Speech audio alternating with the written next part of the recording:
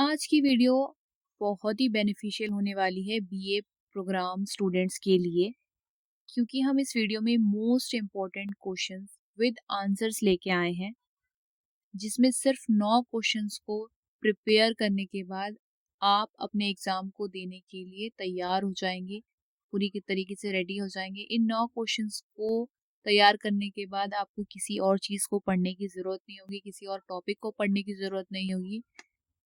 और ये टॉपिक जो है history of India from earliest time में आपको स्टार्टिंग से लेके एंड तक जितने यूनिट आपके आएंगे उनमें से हर एक यूनिट से एक एक क्वेश्चन लिया गया है, जो मोस्ट इम्पॉर्टेंट क्वेश्चंस होते हैं, जिनका 100% चांस होता है पेपर में आने का। उन्हीं को लिया गया है और उन्हीं को बताया गया है। और हिंदी और इंग्लिश मीडियम वाले दोनों ही स्टूडेंट्स इसे देख सकते हैं, क्योंकि मैंने दोनों ही मीडियम में इस पीडीएफ को तैयार किया है, ताकि दोनों ही सब्जेक्ट, दोनों ही लैंग्वेज वाले बच्चों को कोई प्रॉब्लम ना हो। ठीक है, तो ध्यान से पूरी वीडियो देखिएगा, एक एक क्वेश्चन मैंने डिटेल में समझाया है। तो चलिए पढ़ते हैं। तो पहला क्वेश्चन आपका रहेगा, क्वेश्चन नंबर फर्स्ट है, discuss the importance of literacy sources for the reconstruction of ancient Indian history. ठीक है, प्राचीन भारतीय इतिहास के पुनर्निर्माण के लिए साहित्यिक स्रोतों के महत्व पर चर्चा कीजिए। या फिर आपका एक और मीन्स की और ऑप्शन में क्वेश्चन है, examine the importance of literacy and archaeological sources for the reconstruction of ancient Indian history. देखिए, दोनों क्वेश्चन एक ही है, बस दोनों की लैंग्वेज डिफरेंट है, तो ज़रूरी नहीं है कि सीधे सीधे क्वेश्चन आ जाता है, कभी कभी घुमा कर भी आता है। तो ये दोनों इस तरीके से क्वेश्चन आएगा, तो आपको आंसर एक ही लिखना है। ठीक है, क्वेश्चन क्या है, प्राचीन भारतीय इतिहास के पुनर्निर्माण के लिए साहित्य और पुरातात्विक स्रोतों के महत्व की जांच बताइए। ठीक है, तो आपको लिखना एक ही चीज़ है, चाहे वो क्वेश्चन किसी भी तरीके से घुमा कर दे दे। ठीक है, तो इसका आंसर मैंने आपको पहले की भी अपनी वीडियोस में बताया हुआ है कि आपको कॉलेज एग्जाम्स में हमेशा इंट्रोडक्शन से स्टार्ट करना पड़ेगा। उनका कुछ फॉर्मेट होता है, इंट्रोडक्शन, फिर जो भी पूछा गया है उसके बारे में, देन कंक्लूजन लिखना पड़ता है आपको। तो इसी फॉर्मेट में ही आपको आंसर लिखना है। ठीक है,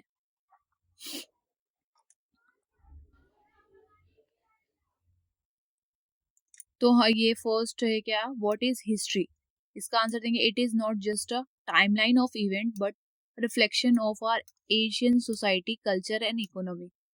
इतिहास क्या है, ये सिर्फ घटनाओं की टाइमलाइन नहीं है, बल्कि हमारे पुराने समाज, संस्कृति और अर्थव्यवस्था का प्रतिबिंब है। देखिए, इतिहास सिर्फ घटनाओं के बारे में नहीं बताता है, हमारी पुरानी जो संस्कृति है, जो समाज है, जो चीज़ें हुई हैं, कैसे सारी चीज़ें शुरू से शुरुआत हुई है, उन सारी चीज़ों को इतिहास बोला जाता है। ठीक है,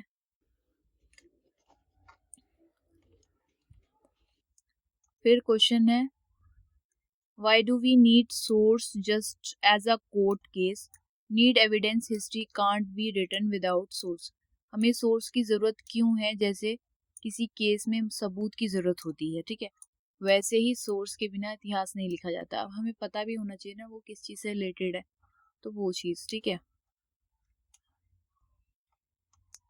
तो इसके दो मुख्य स्रोत होते हैं, साहित्यिक स्रोत, ठीक है, पुरातत्व स्रोत, रिटन रिकॉर्ड्स और फिजिकल रिकॉर्ड्स। मीन्स कि देखिए, साहित्यिक स्रोत मीन्स सोर्सेज जो होते हैं वो ज़्यादातर लिखित होते हैं, मतलब लिखा रहता है। आप जैसे हमारी बुक्स होती है या कुछ ही चीज़ें होती है जिसमें हमारी हिस्ट्री लिखी होती है। पुरातत्व स्रोत वो होते हैं भौतिक अवशेष, मीन्स जैसे कि कोई हमें अवशेष मिल गया किसी चीज़ का भौतिक, या कोई स्टोन मिल गया, पत्थर मिल गया, या कोई भी जुड़ी हुई ऐसी चीज़, गहने जेवरात, कुछ भी जो पुराने ज़माने से जुड़ी होती है, वो पुरातत्व स्रोत होते हैं। ठीक है, और साहित्यिक स्रोत ज़्यादातर लिखे होते हैं, साहित्य वगैरह लिखे होते हैं, वो चीज़ होता है। ठीक है, तो ये है। अब देखो, इसमें भी है साहित्यिक स्रोत 3 तरीके के हैं। देखो, धार्मिक साहित्य, धर्मनिरपेक्ष साहित्य, विदेशी विवरण। ठीक है, जिसमें धार्मिक में आपके साहित्य आ गए, जैसे कि हमारी वेदें हैं, रामायण वगैरह है, महाभारत है। तो ग्रंथ वगैरह जो होते हैं वो लिखे होते हैं ना, तो साहित्यिक तरीके से लिखे होते हैं, तो वो साहित्यिक स्रोत होते हैं। धर्मनिरपेक्ष साहित्य, कौटिल्य का अर्थशास्त्र, कालिदास के नाटक, ठीक है। फिर है विदेशी विवरण, मेगास्थनीज की इंडिका, फहियान हैंस, मतलब बहुत सारे ऐसे साहित्य है अलग अलग टाइप के, ठीक है। फिर है पुरातत्व स्रोत, देखो वो साहित्यिक स्रोत था, अब ये पुरातत्व स्रोत है। इतिहास के मौन गवाह, वह भौतिक अवशेष जो खुदाई या वैज्ञानिक तरीकों से मिलते हैं। अब देखिए कभी कभार आपने देखा होगा कि लोग खुदाई करते हैं तो उन्हें बहुत जमाने पहले की चीजें मिलती है। आप कार्टून्स वगैरह भी देखते होंगे, फिल्में भी देखते होंगे, किसी को कोई ट्रेजर मिल गया, कोई खजाना मिल गया जो पुरानी प्राचीन काल से जुड़ी होती है, तो वो चीजें होती है पुरातत्व स्रोत, ठीक है। उनको बोलते हैं पुरातत्व स्रोत, जो पुराने जमाने से जुड़ी होती है, जो खुदाई के दौरान मिलती है, ठीक है। देखो जैसे सिक्के हैं, आर्थिक स्थिति व व्यापार की सीमा बताते हैं। अभिलेख, राजाओं के प्रामाणिक आदेश और सटीक तारीख है। फिर है देखो स्मारक और औजार, भवन निर्माण, कला और तकनीक, ये सारी क्या है, भौतिक है। जैसे कि लाल किला है ना, लाल किला है। बहुत सारी ऐसी चीजें हैं, जैसे मैं आपको बता देती हूँ, कुतुब मीनार है। ये सारी क्या है, ये मुगलों की बनाई हुई चीजें, हमने तो नहीं देखी है ना बनाते हुए, मगर है हमें पता है कि वो मुगलों के टाइम बनी थी। पुरातत्व है, मतलब प्राचीन काल से जुड़ी हुई है। या कोई मंदिर निकल गया, कोई मस्जिद निकल गई कहीं से, खुदाई के दौरान कुछ अवशेष मिल गए, जैसे कहीं मूर्तियां मिल जाती हैं, तो ये चीजें सारी पुरातत्व स्टोर्स होती हैं, ठीक है। महत्व, ये साहित्य में लिखी बातों की सत्यता बताती है, ठीक है। एक ही इम्पोर्टेंट होता है क्योंकि पुराने जमाने की हमें सारी साबित करती है ना ये कि ये सच में है। महत्व और संतुलन, ठीक है। रोल ऑफ लिटरेसी सोर्सेस, साहित्य स्रोतों की भूमिका, पुरातत्व स्रोतों का योगदान। आप ये लिख सकते हैं कि क्या भूमिका रहती होगी इनकी, पुरातत्व स्रोतों का क्या योगदान होता होगा, हमें पता है ना कि क्या कंट्रीब्यूशन, वो हमें बताती है। ज्ञान की प्रामाणिकता, भूमिका, इतिहास की संतुलित समझ, ये सारी चीजें होती है, ठीक है। कंक्लूजन में थोड़ा सा लिखना है क्या, कि कहा जा सकता है कि साहित्यिक और पुरातत्व स्रोत मिलकर भारत के गौरवशाली अतीत की एक जीवंत तस्वीर पेश करते हैं। वे न केवल इतिहास को समझने में मदद करते हैं, बल्कि वर्तमान समाज को उसकी जुड़ी जड़ों, संस्कृति और विकास की यात्रा से भी जोड़ते हैं, ठीक है। उनकी मदद से अतीत के अध्ययन से हम एक बेहतर भविष्य बनाने के लिए मूल्यवान सबक सीखते हैं। अब क्या है देखो, अगर साहित्यिक स्रोत तो से हमें पता चलता है कि हमारे क्या समाज में क्या चल रहा था, क्या साहित्य था। पुरातत्व स्रोत से हमें पता चलता है कि हमारी प्राचीन काल में कौन कौन सी चीजें थी, क्योंकि हमने देखी तो आंख से है नहीं कोई चीजें, बस हमें पता है क्यों, क्योंकि उस टाइम के जो साहित्यकार थे वो लिखते थे, वो उन चीजों को म्यूजियम में या कहीं कहीं दे देते ताकि हमें पता चल सके। तो उनसे क्या होता है, हमें पता चलता है कि पुराने जमाने में कौन सी संस्कृति थी, ताकि हम उसके अकॉर्डिंग आगे के आने वाले टाइम के लिए अपने आप को विकसित कर सके। तो ये बहुत जरूरी है दोनों ही हमारे लिए, ठीक है।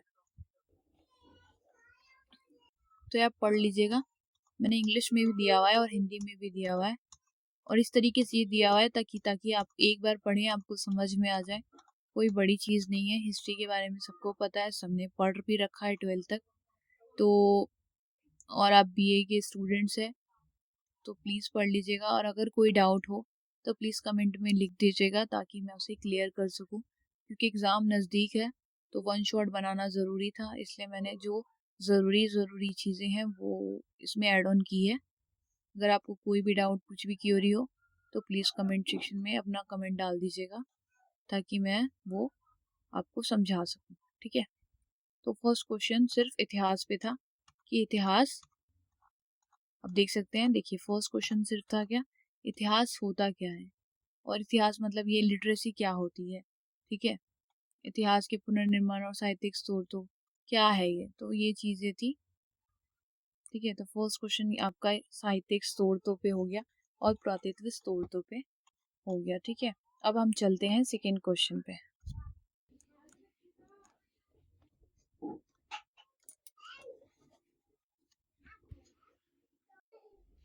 सेकेंड क्वेश्चन आपका इस तरीके से रहेगा, describe the main features of the describe the main feature of the pre historical culture of India, मतलब भारत की प्रागैतिहासिक संस्कृतियों की मुख्य विशेषता बताइए। अब प्रागैतिक संस्कृति होती क्या है पहले आपको ये समझना पड़ेगा, फिर ही आप उसकी विशेषता बता सकते हैं। इतिहास तो सबको पता है, ठीक है, मगर ये कौन सी संस्कृति है, संस्कृति भी बहुत तरीके की होती है, ठीक है, तो ये क्या होती है, ये किसने हमें बताई, इसकी फिर इसकी विशेषता पे हम चलेंगे, ठीक है। तो भारत में प्रागैतिहासिक अध्ययन की शुरुआत किसने स्टार्ट किया था, रॉबर्ट ब्रूस फोर्ट, ये याद रख लेना, कब की थी, 1834 से 1912 ने, मीन्स ये इसकी इनकी डेट ऑफ बर्थ है, और ये इनकी मृत्यु डेट है, मतलब डेथ है, डेट ऑफ डेथ है, ठीक है। तो ये इतने ही साल जिए थे, ये कार्यकाल लिखे होते हैं, तो सॉरी नॉट कार्यकाल, ये जीवन काल है इसका। तो रॉबर्ट ब्रूस फूट ने, किसने, रॉबर्ट ब्रूस फूट ने 1863 में पुरापाषाण औजारों की खोज से की, जिससे कि पुरापाषाण औजार थे पुराने टाइप के, जो लकड़ी से बनते थे, पत्थर से बनते थे, वो थे, इसीलिए उन्हें भारतीय प्रागैतिहासिक काल का जनक कहा जाता है। अगर क्वेश्चन आ जाए 1 नंबर में, एमसीक्यू में आ जाए कि प्रागैतिहासिक काल का जनक कौन था, तो कौन था, रॉबर्ट ब्रूस फूट। इनका जन्म कब हुआ था, 1834 में, और मृत्यु कब हो गई थी, 1912 में।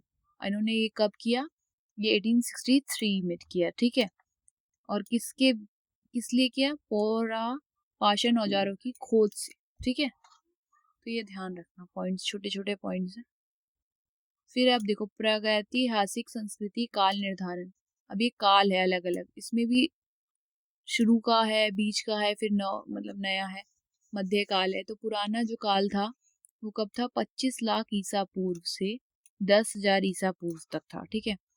फिर है मध्य पाषाण कालीन संस्कृति, कब हुई थी, 9,000 ईसा पूर्व से 4,000 ईसा पूर्व तक, ठीक है, मतलब उसके बाद का ही है। फिर नव पाषाण काल, मतलब नया पाषाण काल, नया, ये देखो ये पुराना था, ये मध्य का था, और ये नया, नया पाषाण काल 4,000 ईसा पूर्व से 1,000 ईसा पूर्व तक था। ये काल जो था ये प्रागैतिहासिक संस्कृति का काल था, ये इतने ही दिन चला, ठीक है। उसके बाद फिर कोई और संस्कृति आई, वो हम आगे पढ़ेंगे, बता दूंगी, ठीक है। तो ये ध्यान रखना, प्रागैतिहासिक संस्कृति का काल निर्धारण ये था, ठीक है। अब ये संस्कृति थी क्या, पुरापाषाण का शाब्दिक अर्थ पुराना पाषाण या पुराना पत्थर, जैसे मैंने आपको बताया ना, इन्होंने किसकी वजह से किया था, पुरापाषाण औजार, मतलब पुराने औजार, कैसे औजार, जो पत्थरों से बनते थे, लकड़ियों से बनते थे, जैसे पहले के भाले आपने देखे होंगे मूवीज वगैरह में, भाले बनाते थे वो बड़ी बड़ी बांसों की, लकड़ियों के, उसके आगे पत्थर का लगा रहता था, तो वो, ठीक है। पुराना पत्थर काल से है, जिसमें मनुष्य ने अपने भोजन और अन्य आवश्यकताओं के लिए पत्थरों को विभिन्न तरीकों से प्रयोग में लाना शुरू किया। अब देखो किसी ने क्या किया, उन पत्थरों से, आपको याद होगी इस स्टोरी कि वो पत्थरों से क्या करते थे, एक दो पत्थर लेके उसको आपस में घसते थे, फिर उससे आग निकलती थी, है ना, याद ही होगा आपको, उससे आग निकलती थी, फिर वो आग जलाते थे। उसी तरीके से कुछ लोग उसकी औजार बना के शिकार किया करते थे, बहुत सारी चीजें करा करते थे उस टाइम, क्योंकि उस टाइम सिर्फ पत्थर ही हुआ करते थे, स्टोन टाइम हुआ करता था। तो पूरा पाषाण का शाब्दिक अर्थ, मतलब पूरा जो अर्थ है, पुराना पाषाण मतलब पुराना पाषाण मतलब होता है पत्थर के काल से है, जिसमें मनुष्य ने अपने भोजन और अन्य आवश्यकताओं के लिए पत्थरों को ही अलग अलग तरीकों से प्रयोग में लाया, ठीक है। अब इसमें आपको बताया गया है, जैसे मैंने 3 काल बताए, पूर्व पाषाण काल, ठीक है, पूर्व पुरापाषाण काल, इस काल में मानव मुख्य रूप से शिकार और खाद्य संग्रहण पर निर्भर था। क्या करते थे, शिकार करते थे, और खाद्य मतलब खाने की चीजें वो इकट्ठा करते थे, शिकार कर करके, जैसे कि बहुत बड़ा जानवर मार दिया, फिर वो ला के रख देते थे, फिर वो बहुत दिनों तक खाते थे, क्योंकि बार बार तो शिकार कर नहीं सकते, क्योंकि जंगली जानवर भी बहुत हुआ करते थे उस टाइम।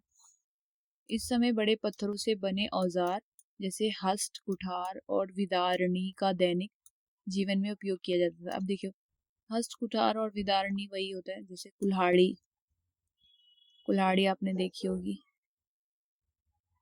मेरी ड्राइंग थोड़ी खराब है। तो आप समझ गए होंगे कि कुल्हाड़ी होती है, ठीक है। कुल्हाड़ी होती थी, भाले होते थे, तो वो होते थे। साथ ही चित्रकला और नक्काशी में भी शिकार और आदिम जीवन की झलक स्पष्ट होती थी। उस टाइम क्या करते थे, उन लोगों के पास शब्द तो हुआ करते नहीं थे, तो वो बात कैसे करते थे, चित्र बनाते थे। आपने देखा होगा, जैसे दीवारों पे चित्र बना के इशारों में बात करते थे, वो इस तरीके से बात किया करते थे। तो ऐसे उनकी बात हुआ करती थी, ठीक है।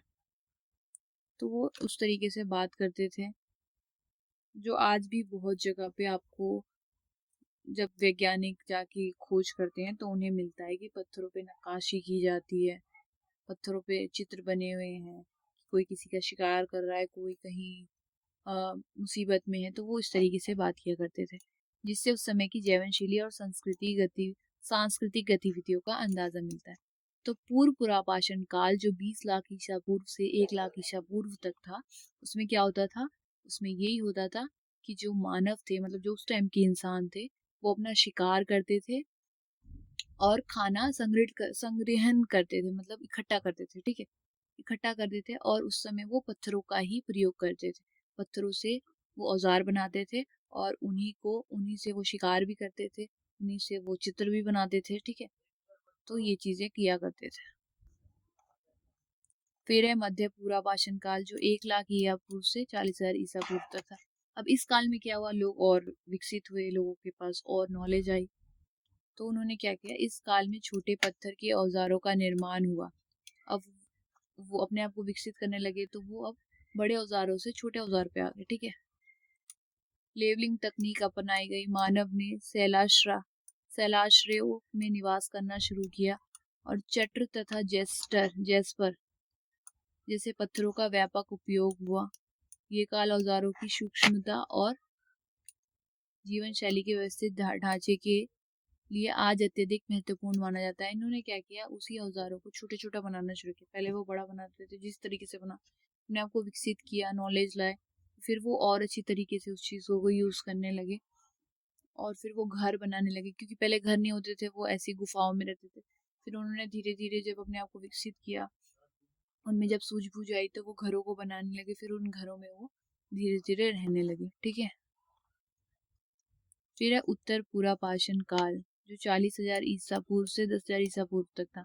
इस काल में जीवन का मुख्य आधार शिकार और सामाजिक गतिविधियां थी, जहां मानव छोटे समूहों के निवास करने लगा और सूक्ष्म पत्थर, मतलब बिल्कुल छोटे पत्थरों के औजारों का प्रयोग बढ़ा। साथ ही चित्रकला के माध्यम से उस समय के सांस्कृतिक और धार्मिक जीवन की झलक स्पष्ट रूप से दिखाई देने लगी।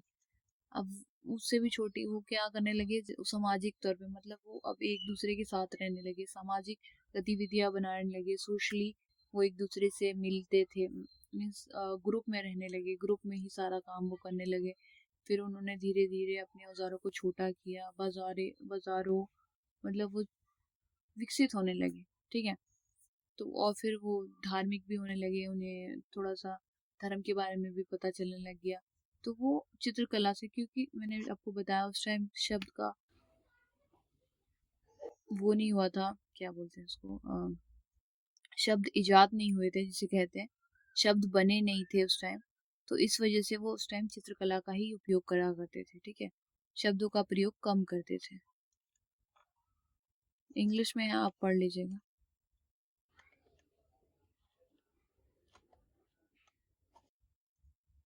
मध्य पाषाण कालीन संस्कृति, देखो ये संस्कृति है।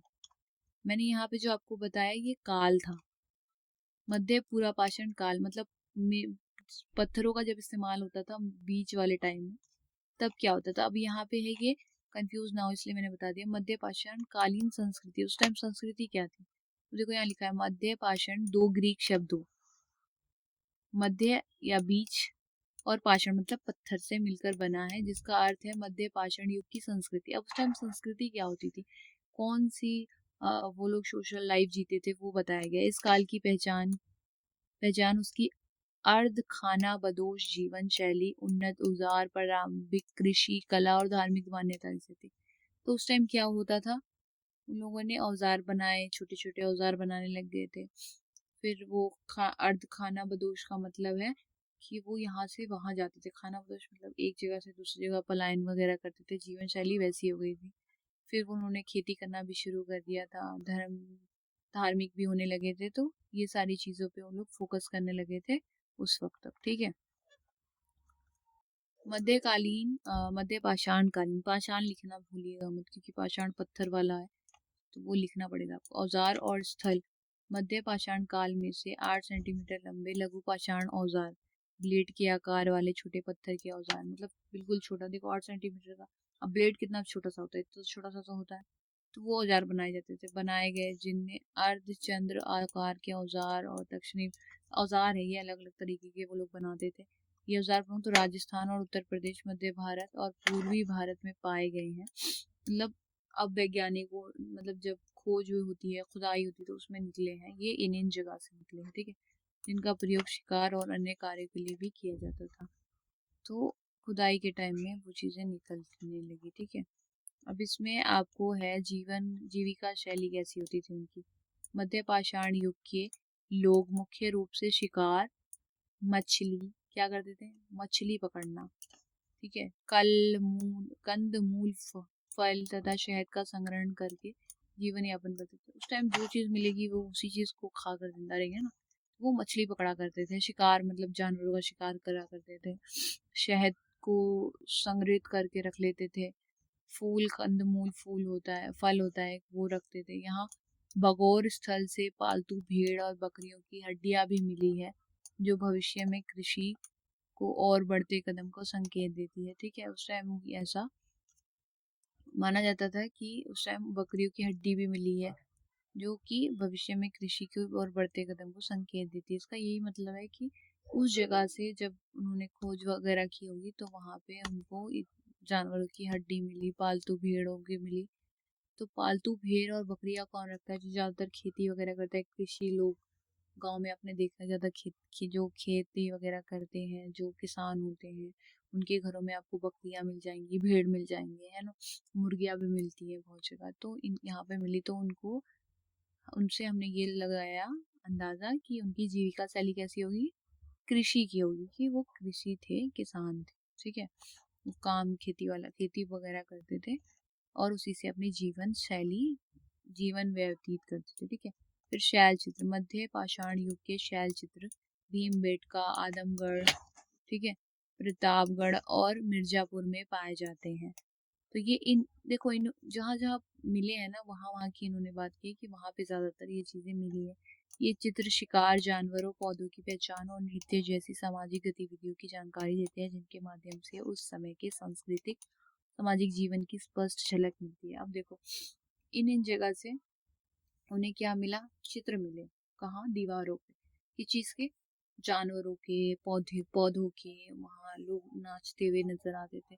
तो पता चलता है कि वो उस टाइम वो किस तरीके से अपना जीवन व्यापन करते थे, किस तरीके से अपनी जिंदगी व्यतीत करते थे। क्योंकि मैंने आपको जिस तरीके से बताया है कि दो तरीके के हमारे पास स्रोत होते हैं, एक स्रोत तो साहित्यिक स्रोत होता है, एक होता है पुरातत्व स्रोत। तो एक साहित्यिक स्रोत तो लिखा होता है, पुरातत्व स्रोत क्या होता है कि पुरातत्व स्रोत इस तरीके से होता है कि आपको कोई भौतिक चीज मिले। तो भौतिक मतलब क्या है, पत्थर वगैरह पे वो चित्र मिलते थे, तो उनसे पता चलता था कि वो उस टाइम क्या क्या करा करते थे, कैसे जिंदगी जिया करते थे। ठीक है। तो वो चीज है। फिर नवपाषाण काल संस्कृति, अब देखो इसकी बात आ गई। नवपाषाण कालीन संस्कृति, नवपाषाण काल का शाब्दिक अर्थ नया पाषाण मतलब नया पत्थर, नया स्टोन, न्यू स्टोन एज। आपने सुना होगा मूवीज वगैरह में, अगर आपने देखा होगा तो आइस एज थी, स्टोन एज था। ठीक है। आइस आइस आइस एज में क्या था कि हर जगह बर्फ की चादर बिछी हुई थी, मतलब हर जगह ठंड थी, हर जगह बर्फीला सब कुछ था। ठीक है। मगर न्यू स्टोन एज में क्या था, न्यू स्टोन एज में स्टोन मतलब पत्थर, उस टाइम सिर्फ हर जगह पत्थर थे, गर्मी थी, हर जगह पहाड़ थे, वो चीजें थी, जो एक ऐसे युग को दर्शाता है जब मानव ने शिकार और जंगली खाद्य पदार्थों के संग्रहण से आगे बढ़कर कृषि, पशुपालन और बेहतर पत्थर के औजारों का उपयोग करना शुरू कर दिया था। ये काल कृषि क्रांति का समय माना जाता है। ये ध्यान रखना, अगर क्वेश्चन में पूछ दिया जाए कि कौन सा काल कृषि क्रांति कहलाता है या कौन से काल में कृषि क्रांति हुई थी, ठीक है, या कृषि क्रांति से आपका क्या तात्पर्य है, तो प्लीज नवपाषाण काल के बारे में लिख दीजिएगा। क्या कि नवपाषाण काल जो है वो नया पाषाण मतलब नए पत्थर का युग होता है, जिसमें लोग सिर्फ शिकार वगैरह पत्थरों के औजार बनाते हैं और उसका उपयोग करते हैं, और जंगली खाद्य पदार्थों मतलब जंगली जानवरों का शिकार करके उन्हें खाते हैं और उनको इकट्ठा करके रखते हैं। कृषि फिर वो थोड़े टाइम मतलब आगे बढ़कर जैसे जैसे वो विकसित हुए, उन्होंने कृषि किसानी करना शुरू कर दिया, पशुपालन मतलब पशु को पालना शुरू कर दिया और अपने जीवन को अच्छे से व्यतीत किया। तो कृषि क्रांति वाले टाइम में नवपाषाण कालीन के बारे में आप लिख सकते हैं पूरा, ठीक है। तो इसी काल को कृषि क्रांति कहा जाता है, तो ये याद रखिएगा।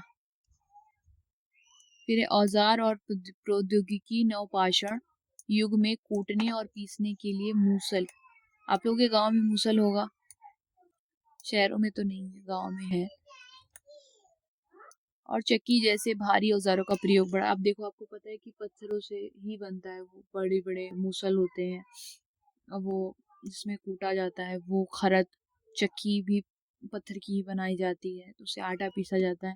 इसके अलावा ठुठार और हंसिया, हंसिया भी आपने गांव में देखा होगा, जिससे चमत्कार औजार भी उपयोग में लाए गए, जिससे उन जंगली पौधों और घासों को काटने में सुविधा हुई। जिसके गांव में, जिसके घरों में गाय वगैरह होगी, जिसको घास वगैरह देते हैं या फिर चारा वगैरह देते हैं, वो काटने के लिए औजारों का यूज किया जाता है, औजारों का प्रयोग किया जाता है, ठीक है। हंसिया वगैरह होती है, जिसे घास काटे जाते हैं गांव में। गांव में ही ये औजारें अब मिलती हैं, अब तो बहुत कम हो गई है, गांव में भी लोग विकसित होने लगे हैं। तो नहीं तो ये पहले बहुत हुआ करती थी। तो लोग लोग कूटने के लिए मिर्च वगैरह कूटते थे तो मूसल का उपयोग करते थे, ठीक है। आटा पीसते थे तो चक्की का, अब तो मशीनें आ गई है, उसमें आटा पिसा, झटपट रोटी बनाई खा लिया, तो उस तरीके से हो जाता है। मगर पहले ऐसा नहीं हुआ करता था, ठीक है, सारी चीज़ों का यूज उपयोग किया जाता था, ठीक है। ये फर्स्ट पॉइंट हो गया आपका। सेकेंड हो गया स्थायी निवेश और कृषि। इस काल में लोगों ने स्थायी निवेश की ओर आकर्षण बढ़ाया, मतलब क्या, वो रहने लगे स्थिर जगह पे। पहले वो क्या करते थे, खाना बदोश थे, मतलब एक जगह 6 महीने रह लिए, फिर वो वहाँ सही नहीं लगा, या कोई शिकार जंगली जानवर का खतरा लगा, या कुछ भी परेशानी हुई, तो वो दूसरी जगह फिर चले जाते थे। मगर इस वाले में उन्होंने क्या किया, स्थायी निवेश किया, मतलब एक जगह स्थिर होकर अपना घर बनाया, वहां रहे, ठीक है। कृषि और पशुपालन पर बढ़ती निर्भरता के कारण कृषि कार्यों के लिए समर्पित स्थलों का निर्माण हुआ, जिससे गांव, कस्बे और नगरों का विकास संभव हुआ। तो उन्होंने क्या किया, एक ही जगह पे रहना डिसाइड किया कि हम यहीं रहेंगे, यहीं कृषि करेंगे, यहीं पशु को पालेंगे, और इस तरीके से धीरे धीरे एक घर बना, दो घर बना, फिर उससे वो गांव बना, फिर कस्बे बने, फिर वो फिर जैसे जैसे लोग विकसित होते गए वो नगरों में बदल गए, ठीक है। तो ये हुआ। फिर मिट्टी के बर्तन और शिल्प। नवपाषाण काल में मिट्टी के बर्तनों का उपयोग बढ़ा, ठीक है। नवपाषाण काल में क्या हुआ, मिट्टियों का, ये सारा नवपाषाण काल है, तो याद रखिएगा कि नवपाषाण काल में हो क्या रहा है। औजारों का उपयोग किया गया, ठीक है, वो फिर स्थायी निवेश हुआ, मिट्टी के बर्तन और शिल्प। नवपाषाण काल में मिट्टी के बर्तनों का उपयोग बढ़ा, मिट्टी के बर्तन लोगों ने बनाना शुरू कर दिया, विशेषकर चाक, कुम्हार का पहिया पर बने मिट्टी के बर्तन की शुरुआत हुई। इसके अलावा कताई, बुनाई और मन के निर्माण जैसे शिल्पों का भी विकास हुआ, जो इस काल की तकनीकी उन्नति को दर्शाते। तो धीरे धीरे लोगों ने बर्तन बनाने लगे, वो भी किससे, मिट्टी से, ठीक है। कुम्हार हुए, कुम्हारों के पहिए हुए, उस पे वो मिट्टी के बर्तन बनाने लगे।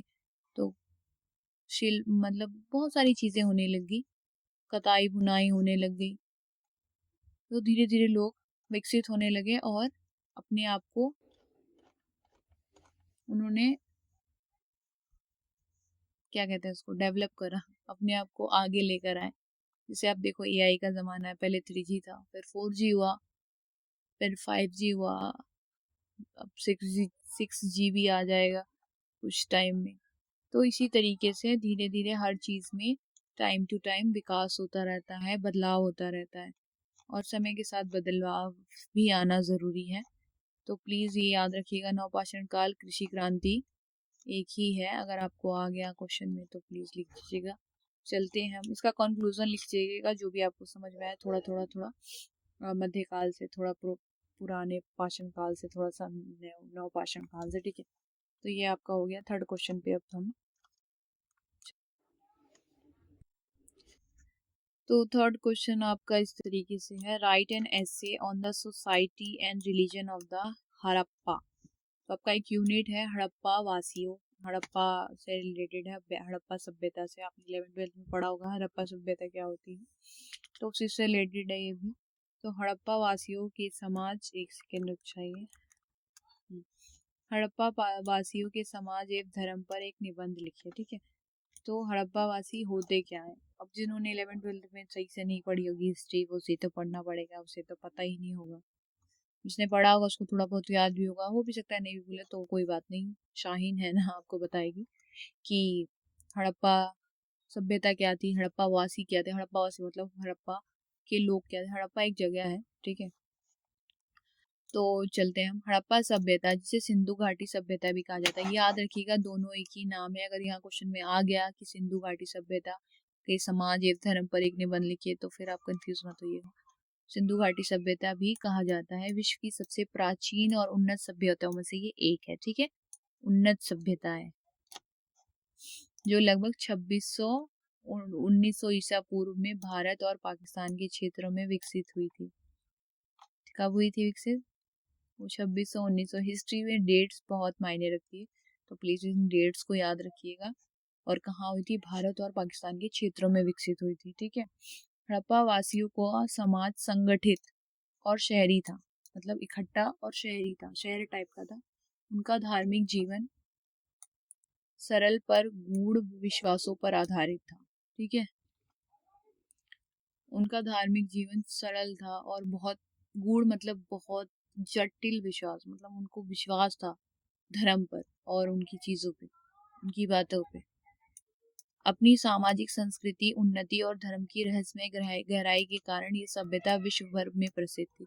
अब ये थोड़े कहते हैं ना, जैसे कि धार्मिक थे, बहुत ज्यादा धार्मिक थे। इन्हें अपने धर्म से बहुत प्यार था और ये इसी वजह से पूरे पूरे विश्व में फेमस थे, कह सकते हैं प्रसिद्ध थे। क्यों, क्योंकि ये ऐसी सभ्यता थी जो सिंधु घाटी की थी। हड़प्पा सभ्यता ऐसी सभ्यता थी जो विश्व की सबसे पुरानी सभ्यताओं में से एक थी, जो लगभग 2600 1900 ईसा पूर्व में भारत और पाकिस्तान, भारत पाकिस्तान तो आपको वैसे भी याद होगा, भारत पाकिस्तान के क्षेत्रों में विकसित हुई, ठीक है। ये संगठित और शहरी थी। इनका धार्मिक जीवन सरल भी था और गहरी विश्वासों पे आधारित था, ठीक है। आप इतना लिख सकते हैं, कोई बड़ी वो इशू नहीं है। अब हम यहाँ पढ़ेंगे इसका सामाजिक और धार्मिक जीवन कैसा था, मतलब सामाजिक कैसा था, मतलब सोशल ये किस तरीके से थे, और धार्मिक मतलब किस तरीके से थे, ठीक है। तो सोशल लाइफ आपकी हो गई। वर्ग और समाज, ठीक है। वर्ग और समाज क्या था इनका। हड़प्पा समाज में जाति आधारित भेदभाव और छुआछूत नहीं होती थी, मतलब ये लोग इसको नहीं मानते थे, ठीक है। इसको ये लोग बिल्कुल नहीं मानते थे कि सबको इक्वल ही मानते थे। हाँ, लोग छोटे समूह में रहते थे और सहयोग और सामूहिकता पर आधारित जीवन जीते थे। हड़प्पा के नगरों की योजना, जल निकासी और सार्वजनिक संरचनाएं ये दिखाती है कि समाज संगठित और समानता मूलक था, जहाँ व्यक्तिगत योगदान और जिम्मेदारी को महत्व दिया जाता। तो इनका वर्ग और समाज मतलब ये किसी भी वर्ग को, मतलब छोटे बड़े इसको लेके ये लोग कोई लड़ाई नहीं करते थे, कोई झगड़ा नहीं करते थे जैसे आजकल होता है, कोई छुआछूत नहीं मानते थे। ये सबको इकट्ठा लेकर चलते थे ये लोग, छोटे छोटे समूह में रहते थे और बहुत प्यार से रहते थे, ठीक है, बहुत प्यार से रहते थे और एक दूसरे पर भरोसा, यकीन और और इक्विटी थी, मतलब इक्वलिटी थी, मतलब समानता थी। ये सबको एक ही नजरों से देखते थे, ठीक है।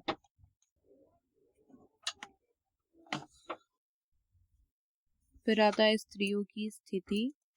यहाँ पे बताया गया है कि स्त्रियों की स्थिति वहाँ कैसी थी, जैसे आजकल होती है वैसी नहीं थी। हड़प्पा समाज में स्त्रियों का सम्मान और हड़प्पा समाज में स्त्रियों का सम्मान और सामाजिक भूमिका बहुत महत्वपूर्ण थी। यहाँ महिलाएं स्वतंत्र थी और परिवार एवं समाज की गतिविधियों में सक्रिय भागीदार थी। देखिए वहाँ उस टाइम क्या था, हड़प्पा समाज वाले जो लोग थे वो महिलाओं को बहुत ही ऊंचा मानते थे और बहुत ही महत्वपूर्ण मानते थे। उनके लिए महिलाएं एक तरह से बहुत इम्पोर्टेंट थी। वो लोग सारे अपने परिवार की जो भी गतिविधियां होती थी, जिस तरीके से पुरुष हिस्सेदार थे उसी तरीके से महिलाएं भी उस टाइम में हिस्सेदार रहा करती थी। उन्हें बहुत सम्मान मिला करता था। आजकल तो कुछ नहीं मिलता किसी को। खैर, तो हम बात कर रहे थे हड़प्पा सभ्यता की। तो वो भागीदार थी, जिससे स्पष्ट होता है कि समाज में स्त्रियों के अधिकार और समानता की अवधारणा विकसित थी। हड़प्पा सभ्यता के जो लोग थे, जो समाज था, वो स्त्रियों को बहुत ऊंचे स्तर पे रखता था, बहुत ऊंचे स्थान पे रखता था। वो स्त्रियों को बहुत सही स्वभाव से देखता था। ठीक है, तो थर्ड पॉइंट आपका हो गया सामूहिक और सहयोगी दृष्टिकोण। ठीक है, हड़प्पा समाज सहयोग और सामूहिकता पर आधारित था। जैसे मैंने आपको बताया कि ये सबको लेकर चलते थे, सबका सहयोग लेकर चलते थे, किसी को भी दूसरी नजर से नहीं देखते थे। यहाँ के नगरों की योजना, जल निकासी प्रणाली और सार्वजनिक स्नानागार ये दिखाते हैं कि लोग मिलकर शहर की व्यवस्था करते थे और समाज को संगठित और स्थिर बनाए रखते थे। ठीक है, उनका ये दृष्टिकोण सामाजिक एकता और अनुशासन को मजबूती देता है। तो मैंने जैसे बताया आपको पहले ही कि हड़प्पा सभ्यता, फर्स्ट पॉइंट में आपको मैंने बताया था कि ये लोग क्या करते हैं, सामूहिक तौर पे रहते हैं, एक दूसरे का सहयोग करते हैं। हर परेशानी में ये एक दूसरे की हेल्प करते हैं, मदद करते हैं, ताकि कोई भी पीछे ना रह सके। ठीक है, ये अपनी शहरों की व्यवस्था करते हैं अच्छे से। ठीक है, ये संगठित और स्थिर बनाए रखते हैं। ये इनका सामाजिक एकता और अनुशासन को मजबूती देता है। ठीक है, किसी को भी पीछे पिछड़ा नहीं छोड़ते हैं। फिर है शिक्षा और सांस्कृतिक विकास। यहाँ शिक्षा कैसी थी? हड़प्पा लोग पढ़े लिखे और संगठित थे। उनका व्यापार और प्रशासन दिखाता है कि वह लिखने पढ़ने और काम करने में बहुत व्यवस्थित थे। उनका व्यापार और प्रशासन दिखाता है कि वह लिखने पढ़ने और काम करने में बहुत व्यवस्थित थे। अब देखो, जो पढ़ा लिखा होगा वो ऑफ कोर्स सी बात है कि वो डिसिप्लिन में रहेगा। मीन्स कि वो अपने आप को हर चीज में संगठित करके रखेगा, हर चीज में अपने आप को व्यवस्थित तौर पे करेगा। ठीक है, वो डिसिप्लिन तरीके से सारा काम करता है। वैसे तो मैं ये नहीं कह सकती कि सारे पढ़े लिखे लोग ही करते हैं, मगर हड़प्पा के जो लोग थे वो बहुत ही डिसिप्लिन लोग थे, संगठित थे, समाज को लेकर चलते थे। ठीक है, और पढ़े लिखे होने की वजह से वो हर काम को व्यवस्थित तौर पे करते थे। उनकी कला, गहने और विदेशी संपर्क बताते हैं कि उनकी संस्कृति और तकनीक काफी विकसित थी। वहाँ की जो तकनीकें थी, जो भी चीजें थी, जो भी वो अपनी टेक्नोलॉजी यूज करते थे, या जो भी कला, जो भी आर्ट यूज करते थे, वो बहुत बेस्ट थी उस टाइम के अकॉर्डिंग। उनके समाज में शिक्षा, अनुशासन और दूसरी संस्कृतियों को सीखने का महत्व साफ दिखता है। ठीक है, तो बहुत बेस्ट थी। मनोरंजन और जीवन शैली कैसी थी? मतलब वो लोग रहते कैसे थे, अपने आप को एंटरटेन कैसे करते थे? हड़प्पा लोगों का जीवन न केवल व्यवस्थित था, बल्कि उसमें मनोरंजन और सौंदर्य का भी विवेश स्थान था। नृत्य, संगीत, खेल और आभूषणों के प्रयोग से उनका सांस्कृतिक जीवन जीवान दिखाई देता है। क्या था कि वो नृत्य, संगीत, खेल वगैरह करते थे, आभूषणों के प्रयोग करते थे, जहाँ मिट्टी की मूर्तियां, खिलौने, चित्रकारी, ये सब कुछ होता था वहाँ। ठीक है, स्वच्छता, वस्त्र सज्जा और व्यवस्थित नगर योजना से उनकी उन्नत जीवन शैली परिचय भी मिलता है। जैसे ये एक विषय, तो ये चीज वो क्या करते थे, नृत्य करते थे, संगीत है, खेल है, आभूषण बनाते थे। ठीक है, फिर मूर्तियां बनाते थे, खिलौने तैयार करते थे, चित्रकारी करते थे। ये सब उनकी जीवन शैली और मनोरंजन का एक हिस्सा था। फिर ठीक है, इनका धार्मिक जीवन, ये था सामाजिक जीवन कि वो किस तरीके से समाज में रहते थे, अपना सामाजिक जीवन, सोशल लाइफ कैसे जीते थे। आजकल तो लोग इंस्टा पे रील्स बनाते हैं, यूट्यूब पे शॉर्ट्स बनाते हैं, तो उस टाइम ये सब चीज़ें नहीं हुआ करती थी, तो वो इस तरीके से अपना टाइम स्पेंड करते थे, टाइम व्यतीत करते थे। अब धार्मिक जीवन क्या होता है, ठीक है? उनका धार्मिक जीवन कैसा था? जैसे मैंने आपको पहले ही बताया कि वो उनका धार्मिक जीवन बहुत अटूट था, बहुत दृढ़ था। वो धर्म को लेके बहुत ही ज़्यादा वो थे। तो मातृ देवी और पृथ्वी पूजा, हड़प्पा सभ्यता में मातृ देवी की पूजा का प्रचलन था। मातृ देवी मतलब जो हमारी मातृ देवी होती है, मीन्स की जो भी उस टाइम वो मानते थे वो, जैसे कि हड़प्पा और मोहनजोदड़ो से प्राप्त स्त्री मूर्तियों से स्पष्ट होता है। उस टाइम जो भी स्त्री मूर्तियां थी वो मतलब जो स्त्री की मूर्तियां होती है वो देवियां वगैरह होती है, तो उन्हीं की वो पूजा करते थे। साथ ही एक महत्वपूर्ण मोहर पर स्त्री के गर्भ से पौधे का विकसित होना दर्शाता है, जो पृथ्वी पूजा और उर्वरता देवी की आराधना का प्रमाण है। ठीक है, तो वो मातृ देवी और पृथ्वी पूजा पर ज्यादा ध्यान देते थे। जल और अग्नि पूजा भी करते थे। हड़प्पा सभ्यता में जल पूजा का महत्वपूर्ण स्थान था। मोहनजोदड़ो में विशाल स्नानागार की खोज से जल के पवित्र उपयोग और अनुष्ठानिक महत्व का पता चलता है। ठीक है, ये ध्यान रखना, कहाँ? मोहनजोदड़ो। इसी तरीके से कालीबंगा और लोथल से प्राप्त अग्नि वेदिकाओं यज्ञ की वेदी के प्रमाण अग्नि पूजा की प्राचीनता को दर्शाते। तो अब अगर क्वेश्चन में आए कि हड़प्पा सभ्यता में किस चीज की पूजा पे ध्यान ज्यादा दिया जाता था, कि या किस चीज कैसे वो अपना धार्मिक जीवन व्यतीत होता था, तो मातृ देवी और पृथ्वी पूजा वो करते थे। जल और अग्नि पूजा पे वो ज्यादा ध्यान केंद्रित करते थे। ठीक है, तो ये हो गया। फिर है पशुपति शिव और लिंग पूजा। हड़प्पा सभ्यता में पशुपति शिव की उपासना का विशेष स्थान था। वो शिव की भी पूजा करते थे। यहन के मोहरों पर अंकित त्रिमुख आकृति योग मुद्रा में बैठे पशुपति का चित्र ने शिव का प्रारंभिक रूप माना जाता था। ठीक है, इसी प्रकार लिंग और योनि की पूजा उग्रता तथा सृजन शक्ति की प्रतीक मानी गई है। ये धार्मिक मान्यता दर्शाती है कि हड़प्पावासी जीवन, प्रकृति और सृजन के मूल तत्वों को ईश्वरीय रूप में पूजते हैं। वो शिव की पूजा और में भी ज्यादा ध्यान देते थे। ठीक है, तो प्लीज इसको पढ़ लीजिएगा आपकी किस किस पूजा में वो ज्यादा। पशु पेड़ और प्रतीक पूजा। हड़प्पा समाज में प्रकृति, पशु और प्रतीकों की पूजा का विशेष महत्व था।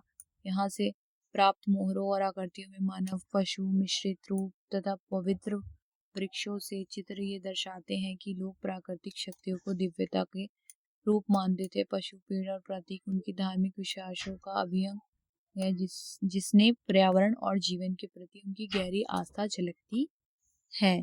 ठीक है, तो वो इसकी भी पूजा करा करते थे। ठीक है, अगर क्वेश्चन में मैं आपको फिर से बता दे रही हूँ, अगर क्वेश्चन में सिर्फ ये आए कि हड़प्पा सभ्यता के धार्मिक जीवन के बारे में बताइए, तो आप ये पॉइंट उसमें लिख सकते हैं।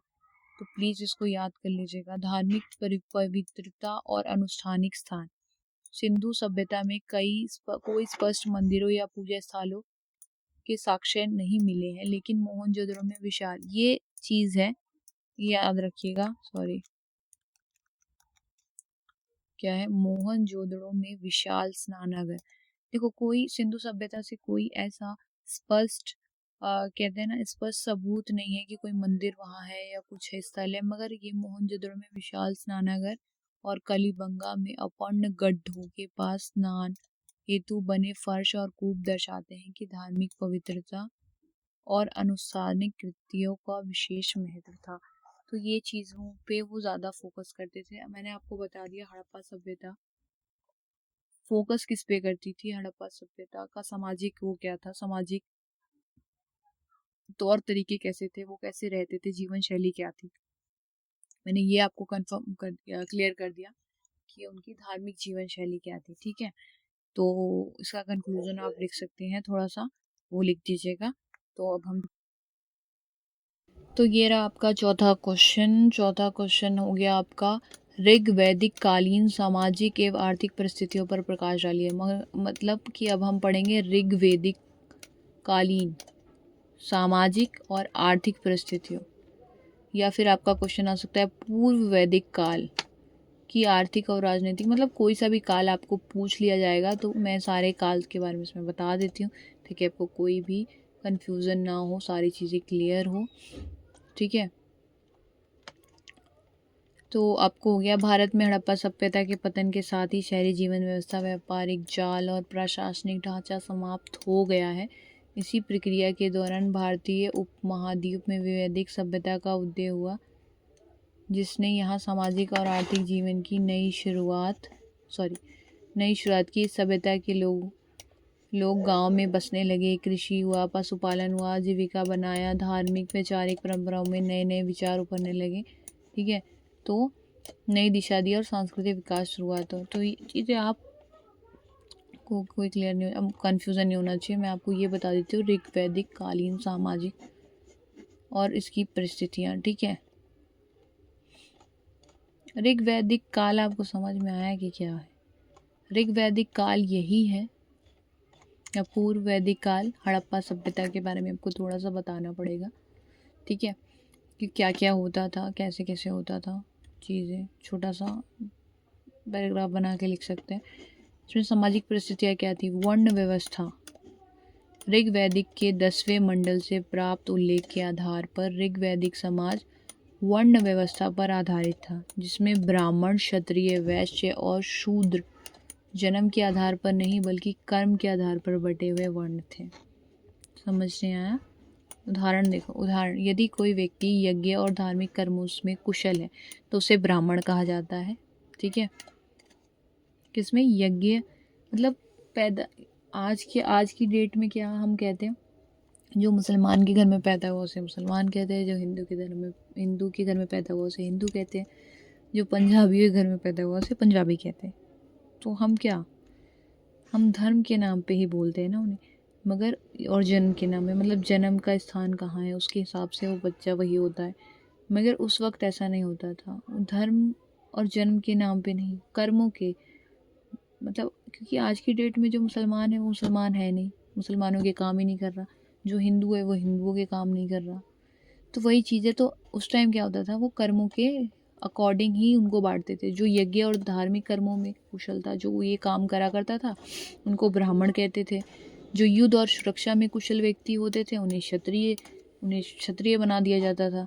जो व्यापार या कृषि में कुशल, उन्हें वैश्य, और सेवा में कुशल उसे शूद्र कहलाएं। तो ये याद रखिएगा, जो यज्ञ और धार्मिक होते थे उन्हें ब्राह्मण, जो युद्ध और सुरक्षा में कुशल होते थे उन्हें क्षत्रिय कहते थे, जो व्यापार और कृषि में कुशल होते थे उन्हें वैश्य, और जो सेवा में कुशल होते थे उन्हें शूद्र कहलाते। मतलब ये कर्म के ही अनुसार बांटे जाते थे। ठीक है, बाद में जब बड़े हो जाते थे तब इनको बांटा जाता था। तो ये ध्यान रखिएगा वर्ण व्यवस्था कैसे की जाती थी इनकी।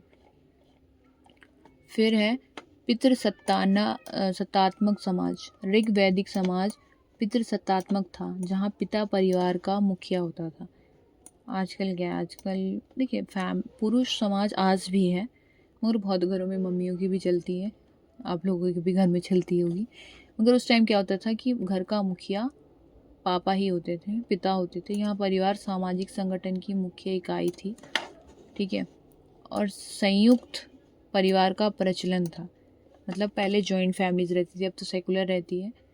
पता है आजकल शादी होती है, लड़कियाँ अलग हो जाती हैं, अलग घर में रहती है, सिर्फ खुद है, हस्बैंड है और उनके बच्चे रहते हैं। पहले जॉइंट फैमिली रहती थी, लंबी चौड़ी फैमिलियाँ रहती थी, दादा है, दादी हैं, चाचा, 4 चाचियाँ, चाचे, उनके बच्चे, उनके बहुएं, वैसे रहा करते थे। तो बहुत बड़ी बड़ी, आज भी आप कहीं बहुत सारी ऐसी फैमिलीज़ में देखेंगे जहाँ जॉइंट फैमिली रहती है, सेकुलर फैमिली नहीं रहती है। इसके साथ ही समाज में गोत्र प्रणाली का विकास हुआ, जो परिवार की पहचान और वंश के आधार पर संगठित होती है। हिंदुओं को तो पता ही होगा कि ये गोत्र क्या होता है। गोत्र प्रणाली होती है, ये एक कहते हैं चिन्ह है, जिससे पता चलता है कि कौन किस फैमिली से है। जैसे शादियों के टाइम में गोत्र मिलाए जाते हैं, अगर गोत्र सेम होते हैं तो भाई बहन निकलते हैं, तो उस तरीके से होता है। तो ये गोत्र प्रणाली निकाली गई ताकि लोगों की पहचान हो सके कि कौन किस परिवार से है और कौन किस वंश से है। ठीक है, तो हर वंश का एक अलग गोत्र होता है और परिवार का भी। स्त्रियों की स्थिति उस टाइम क्या थी? महिलाओं को प्रारंभिक वैदिक काल में उचित सम्मान प्राप्त था, ठीक है। जैसे मैंने आपको बताया, हड़प्पा सभ्यता के टाइम में उनको बहुत मान और सम्मान दिया जाता था, ठीक है। तो वे घरेलू और धार्मिक क्रियाकलापों में भाग लेती थी तथा उन्हें सभा, समिति व विद में भाग लेने का अधिकार था। इस काल में बाल विवाह, दहेज प्रथा, पर्दा प्रथा, सती प्रथा आदि का प्रचलन नहीं था। दंपत्ति शब्द से पति पत्नी के समान अधिकारों का संकेत मिलता था। हालांकि पुत्रों की इच्छा अधिक होती थी। तो मतलब अगर इसका मैं आपको बताऊं थोड़ा सा, तो कि महिलाओं को उस टाइम बहुत ही ऊंचे स्तर पर देखा जाता था। उन्हें हर चीज़ का अधिकार था। उस टाइम ये सारी चीज़ें नहीं थी जो आज भी है, जैसे बाल विवाह है, ये चीज़ें नहीं है। उस टाइम दहेज नहीं था, पर्दा नहीं था, सती प्रथा आपको पता होगा वो था। तो ये सब चीज़ें उस टाइम नहीं थी। दंपत्ति उस टाइम इक्वलिटी का टाइम था, पति पत्नी को इक्वल देखा जाता था, ठीक है। मगर ये ज़रूर था, ये आज भी है, बरसों तक भी रहेगा। पुत्रों की इच्छा होती थी कि पुत्र होने चाहिए घर में, ठीक है। फिर कुटुंब और जनजातीय संगठन। समाज जनजातीय था और विभिन्न जन, विश्व और ग्राम जैसे समूह में विभाजित था। जन का प्रयोग सामाजिक संगठन के लिए होता था और प्रमुख जनजातीय समूह के नेताओं का गौप या गणपति कहा जाता था, ठीक है। तो इस तरीके से उनको बांटा गया हुआ था।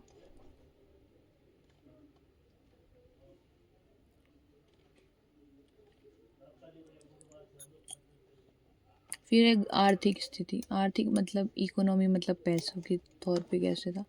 पशुपालन आधारित अर्थव्यवस्था। ऋग वैदिक काल में अर्थव्यवस्था का मुख्य आधार पशुपालन था। उस टाइम वो लोग किस आर्थिक स्थिति क्या थी? वो लोग क्या करते थे? पैसे कमाने के लिए पशुपालन करते थे या दूध बेचा करते थे। उस तरीके से लोग गाय रखते हैं ना, देखो यहाँ लिखा भी है मैंने। गाय सबसे प्रिय पशु मानी जाती थी और पशुओं को संपत्ति का प्रतीक माना जाता था। गाय से दूध प्राप्त होता था, जबकि घोड़े का उपयोग युद्ध और सैन्य गतिविधियों में किया जाता था। तो उस टाइम आर्थिक स्थिति क्या थी? आर्थिक परिस्थिति मतलब गायों को क्यों यूज़ किया जाता था? आज भी यूज़ करते हैं लोग, आज भी प्रयोग करते हैं। ज़्यादातर घरों में गाय रहती है, जिससे वो दूध निकाल कर बेचते हैं और अपने जीवन यापन करते हैं। घोड़े पालते थे ताकि उस टाइम युद्ध वगैरह भी बहुत होते थे, तो उसमें वो काम आती थी। फिर कृषि की शुरुआत हुई, क्यों हुई? कि ताकि वो खेती कर सके, अनाज बो सके, ठीक है। तो ऋग वैदिक समाज के पशुपालन पर निर्भर होने के बावजूद यहाँ कृषि की ओर भी शुरुआत हो चुकी थी, जहाँ की मुख्य फसल थी जौ पहले फसल होती और हल तथा फाल के प्रयोग बताते हैं कि इस समय व्यवस्थित रूप से खेती शुरू हो चुकी थी। तो उन लोगों ने औजार बनाए, हल और फौल, देखा होगा गांव में आपने। तो उन्होंने खेती करना शुरू किया ताकि वो और अच्छे से अपना जीवन यापन कर सके, फसल बो के, ठीक है। व्यापार किया, वाणिज्य। तो ऋग वैदिक काल में व्यापार सीमित स्तर पर था और वस्तु विनिमय प्रणाली प्रचलित थी, ठीक है। वस्तु विनिमय प्रणाली मैं आपको बता देती हूँ क्या थी, क्योंकि उस टाइम पैसा नहीं हुआ करता था। बार्टर सिस्टम कहते हैं उसको। उस टाइम पैसे नहीं हुआ करते थे, तो वो लोग क्या करते थे कि वस्तु के बदले वस्तु दे देते थे। मतलब कि अगर मुझे आटे की ज़रूरत है और किसी और को चावल की ज़रूरत है, तो वो आपस में लेन देन कर देते थे। मगर इसमें ये परेशानी होती थी कि अब हमें वही इंसान ढूंढना पड़ेगा जिसको आटे की ज़रूरत है और जो चावल देना चाहता है। तो ये मुश्किल हो जाती थी। अभी तो पैसे हैं तो पैसे दिए, हमने जो मन किया खरीद लिया, मगर पहले ऐसा नहीं हुआ करता था। पहले वस्तु विनिमय प्रणाली हुआ करती थी। तो वस्तु विनिमय प्रणाली में यही होता था कि हमें पहले वो इंसान ढूंढना पड़ेगा जो हमें वो सामान दे और उस सामान के बदले वो सामान ले जो हमारे पास है, ठीक है। तो वैसा हुआ करता था, जिससे लोग आपस में ही पशु, अनाज और धातुओं का लेन देन किया करते थे। विशेष रूप से निष्क और सतमान जैसे शब्द इस काल में धातु आधारित विनिमय या प्रारंभिक मुद्रा प्रणाली के अस्तित्व का संकेत देते थे, ठीक है। तो व्यापार और वाणिज्य इस तरीके से हुआ। उन्होंने आपस में जब लेन देन शुरू किया तब मुझे पता चला कि ये व्यापार है। व्यापार ही हुआ नहीं, एक तरह से बिजनेस हो गया, ठीक है। तो उस टाइम पैसे नहीं हुआ करते थे, तो इस तरीके से हुआ करता था। उद्योग और शिल्प, इस काल में लोग ऊन उद्योग किया ना उन्होंने, उद्योग बनाया। चमड़ा, लकड़ी और धातु से विविध वस्तुएं, बहुत सारी वस्तुएं बनाई। जैसे घरेलू उद्योगों में उल्लेखनीय विकास हुआ। इसी प्रकार ऋग्वेद में भी बुनकरी, बढ़ईगरी और रथ निर्माण जैसे व्यवसायों का उल्लेख मिलता है, जो उस समय की तकनीकी क्षमता और शिल्प कौशल के। अब उन्होंने क्या किया, अपनी जो भी उनके पास स्किल थी उसका यूज़ करके उन्होंने बहुत सारी चीज़ें बनाई, उससे उन्होंने व्यापार बढ़ाया, उद्योग लगाए, ठीक है, वो चीज़ें की उन्होंने।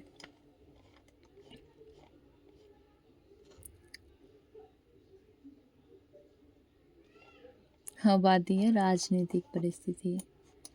ठीक है, राजनीतिक परिस्थिति क्या थी उस टाइम, लोग कैसे थे, कैसा शासन था, वो चीज़। अभी तक आपने आर्थिक देखा, सामाजिक देखा, अब राजनीतिक देखो। ऋग वैदिक काल में राजा का महत्व बढ़ने लगा था। मतलब उस टाइम कोई तो राजा बनेगा ना, कोई तो उसको चलाएगा ही। तो लेकिन राजा की सत्ता सीमित थी। राजा का मुख्य कर्तव्य अपनी जनजाति की सुरक्षा और युद्धों का नेतृत्व करना था। राजा को जनता का समर्थन प्राप्त करने के लिए सभा और समिति की आवश्यकता होती थी। तो आपको पता है कोई भी राजा आज की डेट में क्या बनते हैं, लोग नेता बनते हैं। तो नेता बनने के लिए लोग क्या करते हैं, चुनाव करवाते हैं, तभी जाकर बन। और चुनाव करने के लिए लोग रैलियाँ करते हैं, रैली करते हैं, उसमें जाके बताते हैं, प्रचार करते हैं, तब जाके लोगों को पता चलता है कि ये नेता हमारे लिए ये करने वाला है, ये करेगा, तो जाकर हम उसे वोट देते हैं और जिताता है। उसी तरीके से राजा, उस टाइम राजा का शासन होता था, तो हम उन्हें भी राजा लोग ही बनाते थे। उन्हें भरोसा दिलाना पड़ता था कि भाई हम आपके लिए ये काम करेंगे, आप हमें राजा बनाइए। ठीक है, तो वो राजा का शासन था। फिर सभा और समिति कैसे होती थी। सभा और समिति जनजातीय संगठनों के रूप में कार्य करती थी, जिनका कार्य मुख्यतः राजनीतिक और धार्मिक मामलों का समाधान करना होता था। वो लोग क्या करते थे, एक समिति बनाते थे। समिति में 10 लोग, 5 लोग, जितने भी उनकी मर्जी वो लगाते थे। फिर जो भी उस राज्य में, उस जगह में जो भी प्रॉब्लम्स होती थी, जो भी परेशानियां हैं, जो भी संकट होते थे, वो लोग मिलकर उसे समाधान निकालते थे। सभा में बुद्धिमान गुरुजन होते थे, जो उस राज्य से जो इंटेलिजेंट लोग होते थे उनको रखा जाता था उसमें। जबकि समिति प्रशासनिक कार्यों की देखरेख करती थी। ठीक है, आपने देखा होगा मूवीज में, सभा लगी है, राजा बैठा है, दोनों साइड से लोग बैठे हैं, तो वो सभा होती है। ठीक है, जैसे आजकल देखा होगा आपने, स्पीकर रहता है, स्पीकर मीन्स लोकसभा वगैरह में स्पीकर है, फिर सारे नेता बैठे रहते हैं। उस तरीके से ही होता है इसमें भी। तो अलग अलग लोग अलग अलग कार्यों के लिए स्थापित होते हैं। ठीक है, फिर है युद्ध और लूट। राजनीतिक सत्ता का एक महत्वपूर्ण हिस्सा युद्ध और लूटपाट था। अब राजा का राज है तो कोई चोर भी तो होना चाहिए ना। तो राजा और उनके सैन्य युद्धों में भाग लेते और युद्धों से प्राप्त लूट का पुनर्वितरण समाज में किया जाता था। इसका मतलब ये है, देखो, लूट का मतलब एक लूट अलग होती है जो चोर करते हैं, और ये लूट अलग है। युद्ध करा तो युद्ध जीता, तो उससे जो भी इनको मिलता था, जो भी प्राप्त होता था, ये क्या करते थे, अपने समाज में पुनर्वितरण मतलब बांट देते थे। लूटे हुए पशु, महिलाएं, अन्य वस्तु समाज में प्रमुख साधन थे। तो महिलाएं भी, मतलब उस टाइम युद्धों में जो राजा होते थे दूसरे, उनकी बीवियां होती थी, बहुत सारे वस्तु है, बहुत सारे मानव होते थे जो उन्हें प्राप्त होते थे, तो वो उन्हें क्या करते थे, वो उन्हें ले आते थे और पुनः वितरित कर देते थे। ठीक है, फिर है कर और बलि। इस काल में कर वसूली की कोई नियमित प्रणाली नहीं थी। मतलब कोई भी टैक्स का वो नहीं था कि हाँ भाई इतना टैक्स देना है, कर वसूली करना है। लेकिन बलि के माध्यम से राजा और सरदार जनता से उपहार प्राप्त करते थे। उस टाइम बलि चलती थी जानवरों की। बलि का मुख्य उद्देश्य देवताओं को प्रसन्न कर। मैंने आपको बताया है कि जो ऋग्वेद काल था वो हड़प्पा सभ्यता से था। तो हड़प्पा सभ्यता क्या थे, धार्मिक लोग थे। तो धार्मिक थे तो वो अपने देवी देवताओं को खुश करने के लिए बलि करते थे। ठीक है, तो बलि कर देते हैं। ऋग्वेद जो है वो हड़प्पा सभ्यता से ही रिलेटेड है, तो उसी से सारी चीज़ें आपको लिखनी पड़ेगी। और इसके बदले में राजा अपने लोगों की रक्षा करता था। ठीक है, ये होता था। तो यही है राजनीतिक, धार्मिक और आर्थिक परिस्थिति थी जो ऋग्वेद काल से रिलेटेड थी।